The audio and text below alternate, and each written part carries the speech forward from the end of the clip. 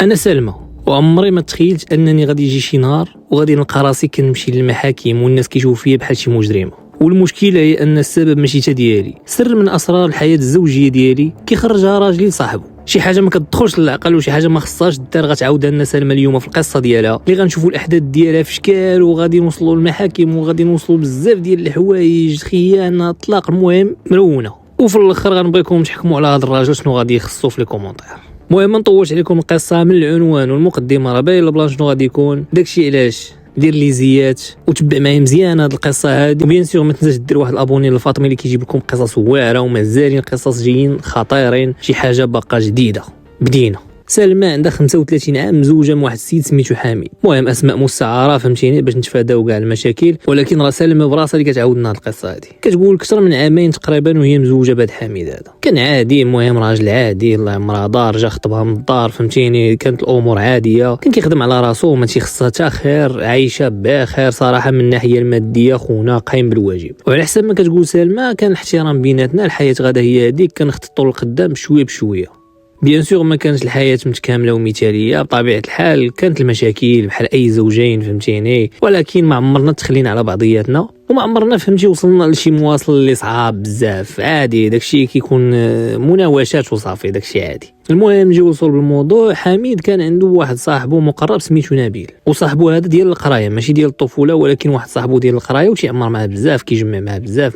المهم صاحبه، وحتى انا كنت كنعرفو، وكان كيدخل للدار بحال واحد من العائله، يعني كنعيط له مره فاش كيكونوا شي ماتشات ولا شي حاجه. المهم كيبقاو مجمعين هو وياه في الصاله. المهم انا كنقضي غراضي وهما راهم جالسين في البيت، وانا هاد نبيل هذا كنت كنحترمو حيت كنت كنشوف فيه صاحب راجلي، صاحب عادي فهمتيني، الصديق ديال راجلي، راه غنحترمو سي نورمال. ولكن المشكل فين كاين؟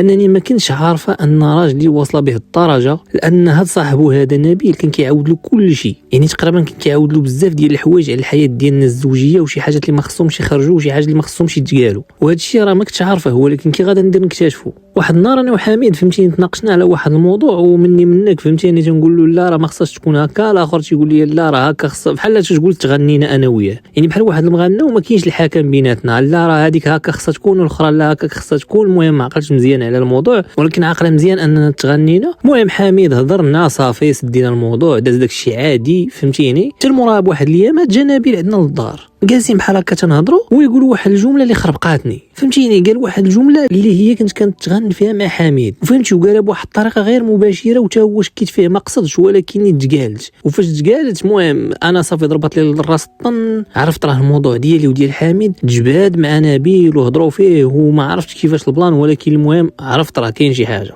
انا صراحه ما تسرطاتليش، وبقيت كنقول مع راسي كيفاش هادشي. صافي خليته تمشى وانا نشد حميد، سولته قلت له كيفاش نبيل ساق الخبار لهذا البلان هذا، راه شنو قال. في الاول بدا كيضحك وقال لي راه غير فهمتيني، راه هضرت معاه انا واحد شويه على المشاكل وكنت ذاك النهار فهمتيني طالع لي الدم، وانا نقول له شنو كاين ترى ماشي شي حاجه فهمتيني، راه ما قلتلوش كلشي، راه تناقشنا المهم ماشي بزاف. انا صافي زرب عليا، قلت صافي راه هانيه فهمتيني. المهم نقاش بنادم كيبغي على مني خويا كيبغي فهمتيني. المهم صرفتها بحال هكايا وقلت هانيه. غير هو الصدمه فين غتكون عندي هو انني انا صاحبني راه كيعاود له شويه بحال كاع الناس مثلا ما بين صحابهم، الا كانوا شي مشاكل ولا شي حاجه كيبغي مساعده ولا شي حاجه بحال هكا، يعني في اطار انه يصلح الامور بيناتنا، يعني مثلا يمشي يقول له شنو الحل، الاخر يعطيه الحل، بحال هكا تيكونوا بحال هاد النقاشات هادي. ولكن من بعد غنكتشف انه تيخرج شي حاجات اخرين، وشي حاجات اللي ما خصهمش يخرجوا في خطره وبزاف كاع على انهم يخرجوا، يعني لدرجه انه كيبغي يبين الرجوله ديالو قدام صاحبه. المهم بلا ما ندقق بزاف، ولكن تكونوا فهمتوني، يعني راه كان كيوصل لشي حاجات بزاف. وهنا غنحبس واحد شويه قبل ما نكمل القصه، لحقاش خربقني انا هذا السيد هذا، وحيتاش ما يمكنش. واش صحابك اخي نبيل صاحبتك هذه ولا شي حاجه بحال هكا، راه المراه ديالك، راه الحرمه ديالك، ما خصهاش بزاف د الحوايج تقال، ما خصش يعني الاسرار الزوجيه راه تحمر، خصوصا مراتك اصاحبي. راه تخيل معايا بلا ما كنتي كتعاود له عليها، راه كيبقى يشوف ديك الصوره قدامه، يعني هو شايفها بعينيه، راه كيبقى يتخيل تما وانت كتعاود، خصوصا لك كنتي كتوصل لشي مواصل بحال هكا كما قالت البنت، راه ما يمكنش. وبنادم راه خايب، راه ما تقول لي لا صاحبي لا والو. الاسرار الزوجيه ما خصهاش تخرج، باش تبين الرجوله ديالك على مرتك صاحبي حشومه. المهم نكملوا القصه وغنعرفوا الضريبه ديال هادشي من بعد. المهم سلمى كتقول من بعد ما عرفاتش كنبقى فيها الحال بزاف، حيت ما يمكنش يكون راجل بحال هكايا وكيخرج الاسرار الزوجيه غير باش يهضر، غير باش يتجمع ولا شي حاجه بحال هكايا. المهم ما عليناش، ديك الساعات قالت لك كنا تناقشنا على داك الموضوع اللي كنت عرفت ديك الساعات، ولكن من بعد كتلاحظ انه نبيل بداو كيتبدلوا التصرفات ديالو، بداو كتبدل الشوفه ديالو ليها. ودابا المشكله هي ما عارفاش، يعني كتقول واقيلا هي كيتخيل ليا، هي تيجيب لي الله راه هي صاحبي ما يمكنش، فهمتيني؟ ما يمكنش انه صاحبي كيبقى يشوف فيك شي شوفات ماشي هي هذيك، واخا كتشوفيه راه كيشوف فيك، ولكن كتحاول تقنعي راسك راه هي كنتخيل. المهم هي على حسب ما كتقول في الاول كان كما قلنا شوفات، كنت كنقول احاسيس، ولكن من بعد بدا واحد شويه داكشي كيوضح. المهم من بعد بدات التصرفات ديالو كتبان. هو بحكم ان النمره ديالي كانت عنده، كان واحد النهار سولني على شي حاجه على حميد، المهم كنت صونيت له ولا ما عقلتش علاش، ومن تما كان مره تيسولني على حميد. مي دابا ولا كل شويه تيسولني حميد واش كاين في الدار، واش مازال ما جاش من الخدمه، واش غيبقى في الخدمه بزاف. المهم كنت كنعتبرها انا في الاول اسئله عاديه، ولكن واحد شويه بدا كيدخل معايا الزايد ولاو ميساجات اخرى، يعني فهمتيني، ولاو شي ميساجات اللي ما فهمتش فيها، شي تلميحات اللي خايبه. انا في الاول كنت كندير الفيل دوك الميساجات صراحه حيت ضروني وحيت صاحبي، والمشكله هي انني ما نقدرش نقول لصاحبه وقلت له يمشيو يدابزوا ولا شي لعبه بحال هكا ونصدق في المشاكل انا وهادي. المهم كنت كنحاول، فهمتيني، خليت له الفيو. واحد النهار هضرت معاه، فهمتيني، وقلت له الله يهديك فلان، راه ما يمكنش، راه خصك تجمع راسك شويه، وانت صاحب راجلي راه ما يمكنش، واخا هكاك ما سمعليش. حتى واحد النهار صيفط واحد الميساج طلع لي في راسي، قررت نهضر مع حميد. مشيت عند حميد حتى وصلت 11 شفت فيه بحال هكايا، شدتني واحد الرعاده ونقول له حميد بصراحه انا ما مرتاحاش داك نبيل، كوني بعدتي منه، فهمتيني، هذاك راه تيبان لي راه ماشي صاحبك، فهمتيني. المهم عطيت شويه تلميحات. السي حميد باش جاوبني قال لي لا راه نبيل كنعرفو راه ما يحركش الدجاج على بيضها وكذا، واحد الجواب فهمتيني خربقني، عرفتو راه ما عرفت حتى لعبه هي غادي صايق، وانا براسي اختي سلمى راه بان لي فيه مصمك. المهم ما عليناش، انا سمعت الجواب ديالو، قال لك راكي كتفهمها هي غلط. واخا سيدي انا كنفهمو غلط، واخا تنشوفوك انت اللي كتفهم صحيح ونشوفوا فينا نوصلوا في هذا الشيء. غير هذه هي الفلطه اللي درت، هي انني تبعت راجلي حتى يلقى الصح ويبان له الصح. الساعه الصح فين غيبان فيا انا، وسمع مزيان هادي. حتى واحد النهار كنسمع الباب كيدق، خرجت انا بحال هكا، صحابني شي واحد ولا الوالده ولا شي لعبه، شي واحد جا بحال هكايا، حتى كنلقى نبيل قدامي. حليت الباب ما لقيت ما ندير، قلت له نبيل مالك شنو بغيتي؟ قال لي شوف بغيت نهضر معاك. قلت له فاش تهضر معايا؟ قال لي راه بغيت نهضر معاك دغيا وغنمشي في حالاتي. قلت له لا، قلت له راه ما كاينش مول الدار، فهمتيني، ما تهضر معايا صافي. هو واحد اللقطه قال لي راه دغيا 5 دقائق ونمشي في حالاتي. شويه من داخل لي الدخله ديال بلا ما يهضر معاك، هو غادي كيدوي وغادي كيدخل، يعني داخل بلا ما تقولها له وغادي كيزيد في الخطوات اللي قدام. انا وقفت ديك الساعه حدا الصالامونجي حيت كانت في الوسط نتاع الدار. قلت له نبيل واخا يلا هضر دابا، فهمتيني، ورديت واحد شويه الباب، رديت غير واحد شويه. هو بدا كيدخل ويخرج ليا في الهضره، فهمتيني، بدا يقول لي انا عارف بزاف عليك وعارف بزاف ديال الامور وعارف اش كديري انت وحميد. ويلي كيفاش اش كيقول هذا؟ هادشي بدا كيدخل لي في واحد لي ديتاي، وتنقول او اش كيخربق هذا، راه كيعطيني لاكزاكت على شنو كندير انا وحميد نيشان. تما عرفت راه حميد كان كيخرج كاع الاسرار، وكان كيعاود اللي تقال واللي ما خصهاش تقال، وكيقول كلشي حتى مشي حوايج راه فاش كنتفكرهم تيبقى فيا الحال، وتنقول كيفاش زعما عطاتو خاطرو انه يخرجها، فين هي الرجوله انه يخرج داكشي. المهم بدا تيقول لي ديك اللعبه نتاع حميد راك ما مفهماش انت وياه، وفهمتيني، وانا هو اللي كنفهمك وكذا وهادي. وبدا كيدخل ويخرج في الهضره، انا كنت كنسمع وما متيقاش. انا مصدوم هي داكشي اللي قال حميد، راه ما داياش في داكشي اللي تيقول هو. تنقول ويلي اش دانا لهذا الشيء كاع، كيفاش هاد نبيل جو كنتي كتدخلوا وراجلي اصلا تايق فيه وهو جالس كيدخل، فهمتيني، يعني كيعاود له وشو هو كان كيصرفها ويديرها في دماغ ويحلل ويشوف فيا الشوفه اللي بغا هو. صافي فقت تما وقلت له سير بحالك عافاك، خلينا زوينين وتيجي حميد ونتفاهموا، هذا الشيء راه ما خصوش يدار، الله يعاونك. هذه هو ما بغاش، انا بديت كنحاول نقول له عافاك يخرج بحالاتك هذه. المهم كنرغبوا واحد شويه، هو بدا كيتقرب مني بزز، فهمتيني، وتيكحز عندي وتيشد فيا وتيحاول يشد لي في شي بلايص. نقول له نبيل عافاك خرج بحال هكا، فهمتيني. بديت كندفعوه، المهم بديت كندافع انا وياه، ولكن والله ما بغى يوقف. صافي ديك الساعه ما بقيتش كنشوف قدامي الطريقه باش كان كيتدفع عندي بحال باغي يغتصبني ولا شي حاجه بحال هكايا، ما لقيت ما ندير. المهم كنت باغي نكالي على راسي، حطيت يدي على الصالامونجي، لقيت يدي محطوط على واحد الموس حيت الطبله ديال الفطور باقا محطوطه تما، عرفتي، مع زيد داك الموس ما عرفت حتى كي درت، حتى يدي تحشات فيه، ما عرفتش كيفاش درت. لدابا مازال ما عارفاش كيفاش درت معاه، هو كان كيدفع وانا كندفع. صافي واقيلا ديك الدفعه صافي مشات يدي بالموس ولا ما فهمت حتى لعبه. حتى خونا بدا شاد هكا يفكر شو جهه الكلوه، هادشي راه الجهه ديال الكلوه.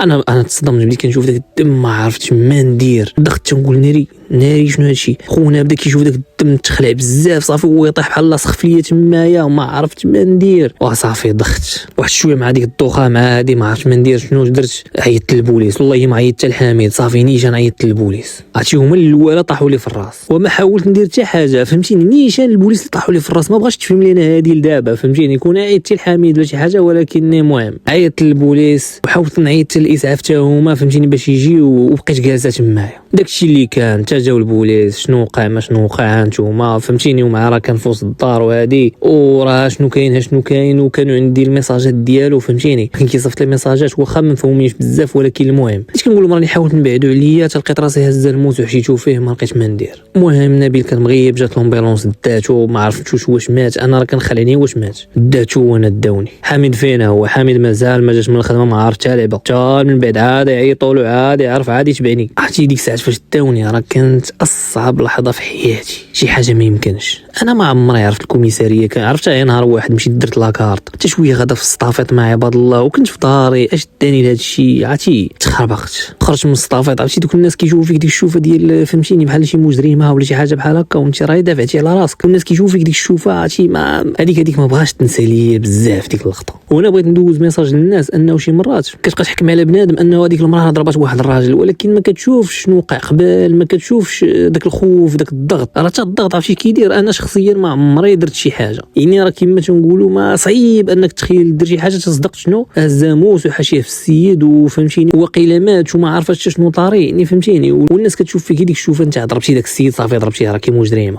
المهم داروا معايا الاجراءات هبطوني باش ندوز ديك 48 ساعه الاولى اللي كدوز قبل من المحكمه. داكشي اللي كان هبطت عرفتي ديك الساعات كل شيء كيطيح لي في الراس كاع المطارق كيطيحوا لي في الراس. تنقول اش ثاني ومشي طاح لي في راسي حميد هو سبابي يخرج عليا يعني هو اللي حمار اصلا بدا كيعاود الاسرار ديالنا حتى ولا داك نبيل كيشوف في ديك الشوفه نتاع انني نقدر ندير شي حاجه معها ولا شي لعبه فهمتي. وهنا نحبس واحد شويه ونقول لكم راه هذا مشكل كبير كبير كبير كبير كبير. الرجال اللي كنتو كديروا هذا البلان هذا راه ما يمكنش. عرفتي تخيل معايا بنادم كتبقى تعاود له صاحبي اسرار ديال المراه ديالك كيدير فكر بعيد اصاحبي تيقولها هذه راه ساهله وهذه كذا وهذا بحال كتفتح له واحد الطريق اللي كانت مسدوده ولا شي لعبه بحال هكا. كاين صاحبي جمع راسك المراه ديالك صافي كتبقى المراه ديالك يهضر لك يقول سميتها عطي لمو ما نبقاوش صاحبي في دار غفلون ما نبقاوش حنا بحال دوك الديوتين صاحبي فهمتيني. المراه ديالك ما تعاودش عليها وما عليناش دوز ديك 48 ساعه مشيت للمحكمه عاوتاني مورا المحكمه ما تحكم والو. كانت المحكمه خاصها الادله ويشوفوا هذه الوقائع وداك الشيء. مشيت عاوتاني لبلاصه اخرى هو راه كان حبس هو بحال مخفف ماشي دوك الحباسات اللي كنعرفوا. وبقيت كنتسنى تما القضيه ديالي حتى يشوفوا زعما شنو طرا والدلائل والرسائل اللي كان كيصيفط وشنو هذه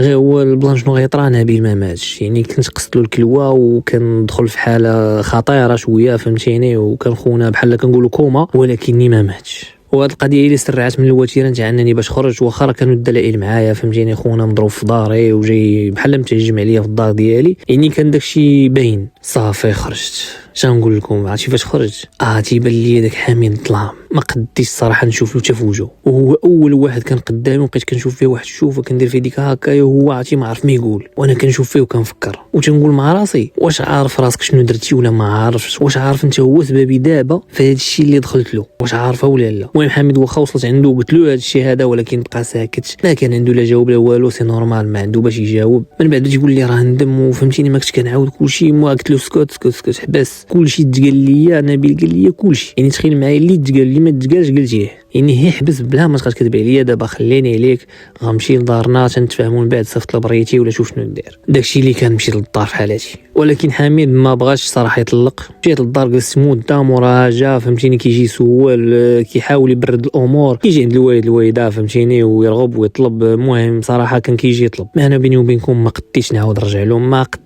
واخا دابا كتقول واخا ترجع له صعيب راه كنشوف فيه ديك الشوفه نتاع انه كيعاود يعني راه بحال كتشوف فيه شي وليه كتعاود وهذه من حقك اختي صراحه من حقك الا كان شي واحد بحال هكا راه مصيبه. من بعد داز تقريبا شي 6 شهور وهو لاصق ما كيتفاكش حتى شاف الوالده بقاو تيهضروا معايا. المهم تيرطبوني بشويه فهمتيني تيقول الراجل راه باغيك ما باغي يطلق لا والو راه ندم وهذه المهم بديت كنشوف حتى انا راه بحال ندم فري وراه بحال تعلم من الطرز ديالو واخا داكشي راه ما رجعش كما كان ولكنني بان لي بحال تعلم من الطرز ديالو. وزيد ان هذا هو المشكل الوحيد اللي كان طرا. اما من النواحي الاخرى يعني خونا متكامل كان مهلي فيا صراحه ما كيخصني حتى خير كلشي هو هذاك. وشفت فهمتيني وقلت نعس الشيطان ونرجع نشوف كيفاش غتكون الامور الامور فهمتيني من بعد ما طرا داكشي. رجعنا ولكن في الاول صراحه ما كناش مزيان راكم عارفين، ما استانسناش بالاجواء. حتى من بعد بدينا كنخرجوا واحد شويه، سافرنا واحد شويه باش كيحاول فهمتيني يلطف الاجواء بيناتنا. حتى ولدنا الوليد الاول عاد فهمتيني رجعت الامور للمجاري ديالها ولا كلشي هو هذاك. ولكن هي القصه ديال اليوم بغيت نعاود لكم على اساس ان الاسرار الزوجيه ما خصهاش تعاود، ما عمرها خصها تخرج من الدار، سواء صاحبك سواء صاحبتك سواء المالين داركم، راه خص ديما تبقى بيناتكم بين الراجل والمراه، داكشي ما خصوش يخرج. وانا معاك اختي سلمى، حيت كما قلت لكم في الاول راه الاسرار ما خصهاش تخرج، ما خصهاش تخرج باش خصوصا الراجل ما خصوش يخرج حتى حاجه. شتي المراه كتبقى مراه، ما الراجل ما خصوش يخرج بحال هادشي الا خرج فهمتيني راه كينقص منك انت الاول. ديجا انت الاول انت شتي دابا بحال دابا خونا بدا كيشوف فيها شوفه اخرى وانت جالس كتعاود له جالس انت راه كيصاحبك راك واعر راك انت هو الباترون. ما هو خونا فهمتيني حتى كان غادي يزربك على المراه. المهم القصه صراحه استفزتني انا قبل ما تستفزكم نتوما. ما عجبنيش البلان ديال حميد فهمتيني، بلان خايب بزاف. ولكن راه عيش نهار تسمع اخبار، كاين شي حاجات كثار من هادشي. ولكن الحمد لله بعد ملي خرجت الطريفه وخونا ما ماتش وهي ما مشاتش للحبس. ما تنساوش تعطيني الراي ديالكم في التعاليق، بغيت الراي ديالكم بزاف في هاد القصه هادي. كما قلت لكم القصه كانت مرونه ومشربكه، خيانه غدر، راكم عارفين. سيروا تفرجوا في القصص اللي فاتوا راه شي حاجه ناضيه، كاينين شي قصص واعرين. والقصص اللي جايين داكشي علاش ديروا واحد ابوني، داكشي علاش ديروا واحد الابوني جيم وبارطاج. كان معكم الفاطمي، السلام عليكم.